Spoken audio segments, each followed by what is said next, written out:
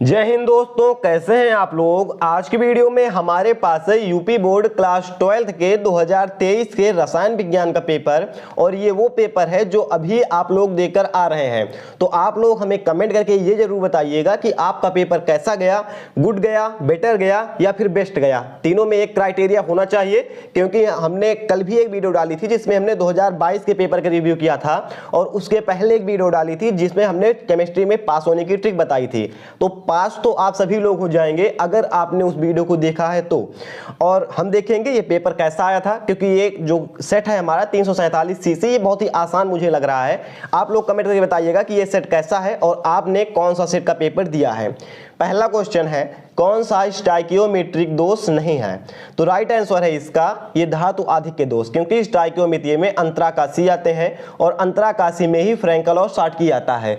जो हमारा धातु आधिक्य दोष है ये स्टाइकियोमेट्री में नहीं आता है। तो आपका सही ऑप्शन हो जाएगा ये वाला। अगला है हमारा 180 ग्राम जल में मोलों की संख्या है, कितनी है। तो राइट आंसर है 10 है। ठीक है, 18 ग्राम में 1 होती है तो इसमें कितनी हो जाएगी, 10 हो जाएगी। अगला हम देखेंगे क्वेश्चन, तीसरा क्वेश्चन पहले का, और ये क्वेश्चन है शून्य कोटि की अभिक्रिया है, यानी कि उदाहरण कौन सा है शून्य कोटि की अभिक्रिया का। तो ये आपको पता होना चाहिए अगर आपने एक भी दिन पढ़ा है तो। H2Cl2 = 2HCl, ये वाला ऑप्शन आपका सही है। अगला क्वेश्चन देखेंगे, फार्मेलिन जलीय विलयन है, यानी कि इनमें से जो फार्मेलिन जलीय विलयन है किससे बनता है। तो राइट आंसर इसमें है, देखेंगे पहला है आपका फ्लोरोसिन है, दूसरा है फार्मेल्डिहाइड, तीसरा है फार्मिक अम्ल, चौथा है एसिटिक अम्ल। तो आपका दूसरा ऑप्शन सही है। फार्मेल्डिहाइड के 40% जलीय विलयन में आपको फार्मिल जलीय विलयन मिल जाएगा। ठीक है, आगे देखेंगे पांचवा क्वेश्चन, एमाइड से एमीन बनाने में प्रयुक्त अभिकर्मक है, यानी कि एमाइड से एमीन जब हम बनाते हैं तो वहां पर हम कौन सा अभिकर्मक यूज करते हैं। तो राइट आंसर है या तो हम Br2 यूज करते हैं या तो K2 यूज करते हैं। तो चौथा ऑप्शन आपका सही हो जाएगा। आगे हमारा है छठा क्वेश्चन, और ये है ग्लूकोज या एल्डिहाइड टालेन अभिकर्मक से क्रिया करके बनाता है। ये क्वेश्चन थोड़ा सा मिसप्रिंट हो गया था, इसमें ये क्वेश्चन होना चाहिए जो यहाँ पर या है, यहाँ पर से रहेगा। ग्लूकोज से एल्डिहाइड टालेन अभिकर्मक क्रिया करके क्या बनाता है, ये वाला से यहाँ पर रहना चाहिए। तो क्या बनाता है, तो राइट आंसर है ये है आपका Ag, 2Ag बनाता है। क्या बनाता है, 2Ag बनाता है। आगे हम देखेंगे अगला क्वेश्चन, दूसरे का वाला, ये वाला क्वेश्चन है, ये है जब किसी घनीय जालक के केंद्र पर स्थित परमाणु विकर्ण पर उपस्थित अन्य दो परमाणुओं के संपर्क में हो तो घनीय जालक की संकुलन क्षमता की गणना कीजिए। ठीक है, ये आपको करना था 2 नंबर में। और अगला क्वेश्चन हम देखेंगे, भारानुसार 30% ग्लिसरॉल जिसका सूत्र होता है ग्लिसरॉल का C3H8O3 के जलीय विलयन में ग्लिसरॉल के मोलंस की गणना कीजिए। अगला क्वेश्चन है, डेनियल सेल के लिए मानक इलेक्ट्रोड विभव का मान 1.1 वोल्ट है। निम्नलिखित अभिक्रिया के लिए मानक गिब्ज ऊर्जा का मान की गणना कीजिए। ये आपको बताना था कि गिब्ज ऊर्जा कितनी होगी। चौथा क्वेश्चन है, इसमें का 2 नंबर का ये भी है, वैद्युत कण संचलन को समझाइए। तो वैद्युत कण संचलन ये एक थ्योरिकल क्वेश्चन है, और मैंने बोला था कि अगर आपके पास टाइम बचा हुआ है, जो भी टाइम बचा है उसको आप न्यूट्रलाइज कीजिए थ्योरिकल क्वेश्चन पढ़ने में। तो जब जलीय विलयन में हम वैद्युत क्षेत्र स्थापित कर देते हैं तो जो जलीय विलयन के कण है, कोलाइडी कण है, धनात्मक कण ऋणात्मक की ओर गति करने लगते हैं, ऋणात्मक कण धनात्मक की ओर गति करने लगते हैं। इसी को हम क्या बोलते हैं, इसी को बोलते हैं वैद्युत कण संचलन। आगे हम देखेंगे, ये है शॉटकी दोष को चित्र की सहायता से समझाइए। तो इसमें आपको सबसे पहले परिभाषा देनी थी, परिभाषा के आपको 1 नंबर मिल जाते। परिभाषा देने के बाद आपको चित्र बनाना था। परिभाषा में क्या लिखना था, इसमें देखेंगे, इसमें क्या होता है, जो कोई धातु होता है या कोई परमाणु होता है तो उसमें एक धनायन या एक ऋणायन, दोनों धनायन प्लस ऋणायन दोनों अपने स्थान से विलुप्त हो जाते हैं, तो वहां पर शॉटकी दोष उत्पन्न हो जाता है।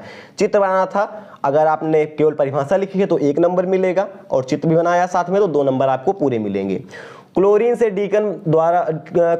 के डीकन विधि द्वारा उत्पादन का रासायनिक समीकरण तथा Cl2 से सल्फर की अभिक्रिया का रासायनिक समीकरण लिखिए।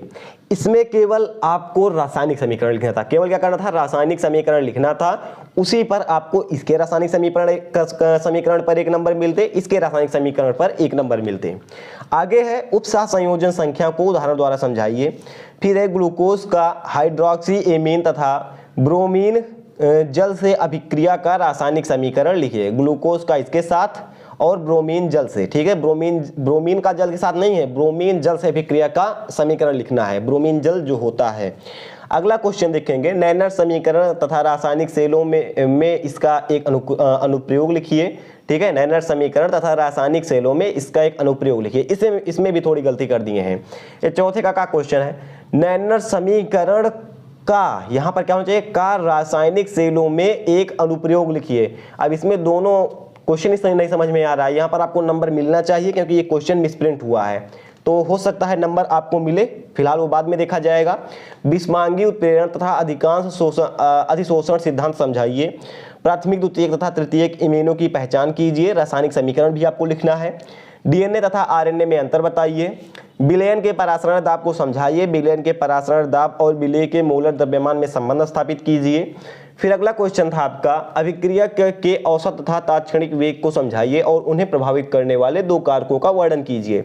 गा वाला क्वेश्चन था, CrZ=24 तथा CuZ=29 का इलेक्ट्रॉनिक विन्यास लिखिए तथा संक्रमण तत्वों के 2 प्रमुख लक्षणों की व्याख्या भी कीजिए। इतना क्वेश्चन था, ये 4 नंबर के थे। यह था आपका उपसहसंयोजक यौगिक में क्रिस्टल क्षेत्र में CFT को समझाइए तथा इसकी सीमाओं को लिखिए। ये भी आपका कितने का था, 4 नंबर का था। 2 नंबर में कम से कम 4 लाइन लिखनी है, 3 नंबर में कम से कम 7 लाइन लिखनी है और 4 नंबर में कम से कम 9 लाइन लिखनी है, तभी आपको पूरा नंबर मिलेगा। नहीं तो आप ऐसा बोलेंगे कि भैया हमने 70 में से 70 किया था और हमको प्रैक्टिकल में भी 30 नंबर मिले थे, लेकिन फिर भी हमें 100 में से 80 नंबर ही मिल रहा है क्योंकि हमने पूरा क्वेश्चन किया था लेकिन 20 नंबर मेरा कट गया। अब क्यों कट गया, ये इसका आंसर आपको नहीं मिलेगा। लेकिन अगर आप 2 नंबर का जो क्वेश्चन है उसका 4 लाइन आंसर लिखेंगे, 3 नंबर के क्वेश्चन का 7 लाइन आंसर लिखेंगे, 4 नंबर के क्वेश्चन का कम से कम 9 लाइन आंसर लिखेंगे, तो जो आपका 20 नंबर कट रहा है, ये अमूमन 100 में से 90% लोगों का 20 नंबर कट जाता है, उनको पता नहीं लगता कहाँ गया। तो अगर आपको 20 नंबर बचाना है तो ऐसे ही लिखना है और पास करना है तो कैसे भी लिख दीजिए, आपको 23 नंबर मिल जाएंगे। अगला हम देखेंगे, ए कॉपी अगर आप भर देंगे ए से बी कॉपी तो आराम से पास हो जाएंगे, पास की टेंशन मत लीजिए।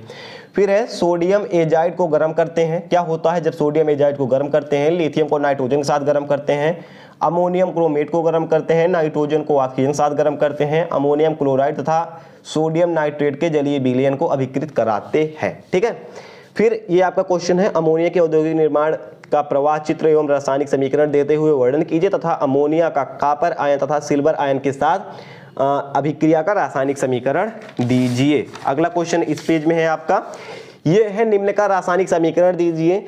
परिभाषा नहीं लिखनी थी, केवल रासायनिक समीकरण लिखने थे, यानी 5 से 6 लाइन या 8 लाइन में आपका पूरा आंसर पूरा हो जाता। कोल्बे अभिक्रिया का, राइमर टीमर का, फिनाल का अभिक्रिया का, उसके बाद विलियमसन संश्लेषण का और मेथेनॉल का औद्योगिक निर्माण का आपको क्या करना था, रासायनिक समीकरण देना था। अब मान चलिए आपको रासायनिक समीकरण नहीं याद है, तो उस स्थिति में आप इसको नहीं करेंगे बल्कि इन 2 क्वेश्चन को हल कर लेंगे। 3 नंबर का ये क्वेश्चन है, 2 नंबर का ये क्वेश्चन है, आपको पूरे 5 के 5 नंबर मिल जाएंगे। इसमें क्या बोल रहा है, एल्कीन के अम्ल उत्प्रेरित जलयोजन का रासायनिक समीकरण एवं क्रियाविधि लिखिए। फिर है प्राथमिक और द्वितीयक एल्कोहल की पहचान करने हेतु रासायनिक समीकरण लिखिए। फिर आएंगे हम अपने लास्ट क्वेश्चन पर, ये सेकंड लास्ट है।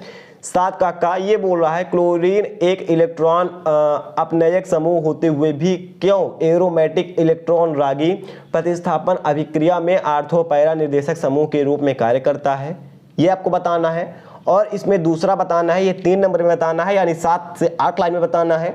फिर इसकी परिभाषा छोटी छोटी लिखनी है। रासायनिक समीकरण पता है, उदाहरण में मतलब कि अगर इसका उदाहरण पता है तो रासायनिक समीकरण आप दे दीजिए। दोनों का आपको 2 नंबर आसानी से मिल जाएंगे। अगर दोनों का आप परिभाषा भी लिख देंगे तब भी 1 नंबर या 1.5 नंबर आपको मिल जाएगा आसानी से। आगे इसमें क्वेश्चन है, अगर आपको ये नहीं आ रहा है तो, ये दोनों नहीं आ रहा है उस सिचुएशन में है, ठीक है, काम में अगर आपको ये दोनों नहीं पता है, ये 1 2 3 तीनों नहीं पता है, तो आप ऐसा कर सकते हैं, इन दोनों का आंसर आप लिख सकते हैं। ठीक है, आगे देखेंगे हम खा वाला क्वेश्चन। खा वाला है, निम्नलिखित पर संक्षिप्त टिप्पणी लिखिए। एल्डिहाइड एवं कीटोन में एल्डोल व क्रॉस एल्डोल संगठन, फिर है कैनिजारो अभिक्रिया, या फिर ये दोनों आपको नहीं आ रहा है खा वाले क्वेश्चन में, तो आप कार्बोक्सिलिक अम्ल की 5 विधि को बनाने की 5 विधियों का समीकरण लिख सकते हैं। क्या लिखना है, आपको वर्णन नहीं करना है एक पेज में। जब समीकरण बोल रहा है तो 5 या 6 लाइन में जो भी आपका समीकरण आता है समीकरण लिखकर खत्म कीजिए। समीकरण सही रहेगा तो 5 नंबर मिल जाएगा। इसमें कुछ क्वेश्चन मुझे ऐसा लगा कि ये 2022 का जो पेपर था रासायनिक विज्ञान का या केमिस्ट्री का, इसमें से लिए गए हैं। आपको कैसा लगा ये पेपर, आप हमें कमेंट कीजिएगा। फिलहाल मोस्ट ऑफ लोगों का ये पेपर अच्छा गया होगा, लेकिन जब मैं अच्छा बोलता हूं तो पता नहीं क्यों मेरे सब्सक्राइबर का जो कमेंट है वो आता है कि मेरा बहुत बेकार गया।